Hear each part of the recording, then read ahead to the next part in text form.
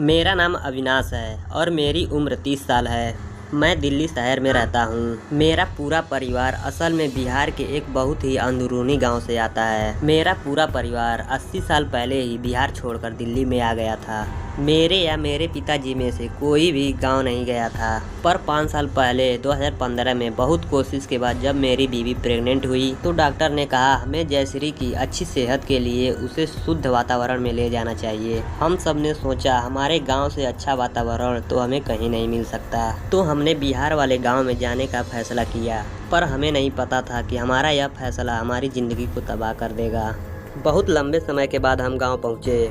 चांदनी रात में गांव बहुत सुंदर लग रहा था। वहां पर बहुत शांति थी और जयश्री के खुशी का कोई ठिकाना नहीं रहा। लेकिन उसको नहीं पता था यह खुशी कुछ ही घंटों की थी। 2 साल पहले हुई मां की मौत के बाद पिताजी भी घर से पहली बार बाहर निकले थे। मैंने गांव का घर खोला, पिताजी और जयश्री को ले जाकर अंदर बैठाया। मैं जैसे ही सामान लेकर कमरे में आया तो मैंने देखा पिताजी सोफे पर बेहोश पड़े थे और उनके चेहरे का रंग सफेद हो गया था। मुझे समझ नहीं आ रहा था पापा को अचानक क्या हो गया है। जयश्री ने जल्दी से मुझको पापा को हॉस्पिटल ले जाने को कहा। हॉस्पिटल गांव से दूर शहर में था और मैं जयश्री को इस हालत में छोड़कर नहीं जाना चाहता था, पर जयश्री की हालत ज्यादा ट्रेवल करने लायक नहीं थी। जयश्री ने मुझे हिम्मत दिखाई और पापा को साथ ले जाने को कहा। मैं पापा को गाड़ी में बैठाकर हॉस्पिटल लेकर चला गया। पापा पूरी रात हॉस्पिटल में भर्ती थे। दरअसल उनका बीपी लो होने की वजह से वह बेहोश हो गए थे। डॉक्टर ने उनको ग्लूकोज चढ़ाकर घर ले जाकर आराम करने को कहा। मैंने जयश्री को रात भर फोन करने की कोशिश की, पर उसने मेरा फोन नहीं उठाया। मैं अगली सुबह पापा को डिस्चार्ज कराकर घर लेकर गया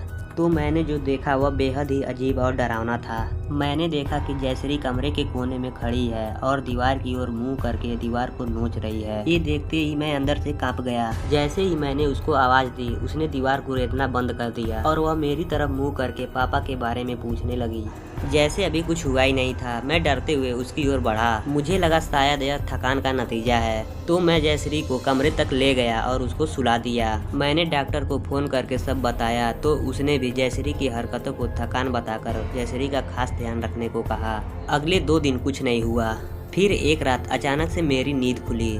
जयश्री बेडरूम में नहीं थी। मैंने उसे पूरे घर में ढूंढा लेकिन वह कहीं नहीं मिली। उसे ढूंढते ढूंढते जब मैं आंगन में पहुंचा तो मैंने जो देखा उसे देखकर मेरी आंखें फटी की फटी रह गईं। मैंने देखा जयश्री छत के कोने पर उल्टी चल रही थी और साथ ही साथ कुछ बड़बड़ा रही थी। मैं बहुत डर गया क्योंकि एक गलत कदम और जयश्री छत से नीचे गिर सकती थी। मैं भागकर छत पे गया और जयश्री को चिल्लाकर बुलाने की कोशिश की, पर उसको कई बार बुलाने पर भी वह कोई जवाब नहीं दी और अचानक ही वह बेहोश होकर गिर पड़ी। मैं दौड़कर उसके पास गया तो देखा उसको कोई होश नहीं था कि उसके साथ क्या हो रहा है। वह काफी डरी हुई थी और रोते हुए एक ही चीज बोल रही थी, वह मुझे और हमारे बच्चे को लेने आई है। उसकी ये बातें सुनते ही मेरे तो रोंगटे खड़े हो गए। मैं समझ गया यह थकान की वजह से नहीं बल्कि किसी बुरे साये की वजह से हो रहा है। मुझे कुछ समझ नहीं आ रहा था। देखते ही देखते अब राजश्री का शरीर तपने लगा था। मेरे पास अब कोई चारा नहीं था, इसलिए मैंने आधी रात को ही गांव के सबसे बड़े पंडित को घर बुलवाया। मैं जयश्री को बिस्तर पर लेटाकर पंडित का इंतजार करने लगा।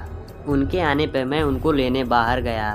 फिर हम जब घर में अंदर आए तो जयश्री अपने बेड पर नहीं थी। हम फिर से पूरे घर में उसको ढूंढने की कोशिश करने लगे, पर वह कहीं नहीं दिखी। मैं जब बेडरूम में आया तो मैंने देखा कमरे के अलमारी के ऊपर जयश्री बैठकर रो रही थी। उसको देखकर पंडित जी भी हैरान रह गए। उन्होंने मुझको कमरे से निकल जाने को कहा, लेकिन मैं राजश्री को अकेला नहीं छोड़ना चाहता था और पंडित जी की बात को भी नहीं टाल सकता था।